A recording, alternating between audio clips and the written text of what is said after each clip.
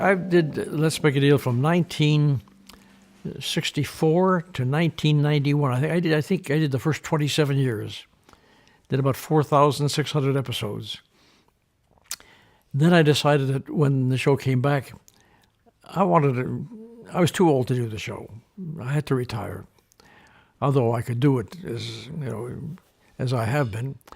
And so I hired people, and it didn't work too well the first time, didn't work too well the second time. But in 1991 or 1992, I forget when, it was the last time I did the show. When we brought it back with CBS, we auditioned 70 people. 70 people. Every agent in town had his person there, and they sent tapes and so on. And CBS was not happy with the people that we auditioned. And my daughter, Sharon, said to me, "Dad, why don't you think about Wayne Brady?" And I said, "Wayne Brady, he does a show called Whose Line Is It Anyway?" And so I'd watch him on television. So I did, and I liked him. And he was in Las Vegas performing, because he's also a singer and an actor. I called him, I said, "Come on in, have lunch with me and the CBS people." And at lunch, I said to him, "You like the show?" He says, "Yeah, I love the show." "Would you like to do the show?" I said, "I'd like to do the show." "Do you think you can do the show?" That's the important thing. He said, "Yes, I do." I said, "Well, the last question is, do I think you could do the show?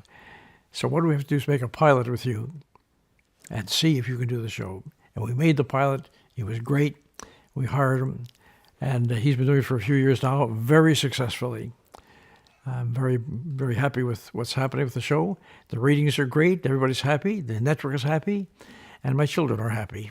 Yeah, many people watch the show had to realize that the success of a show like this with a large group of people depends on the host having a relationship with these people.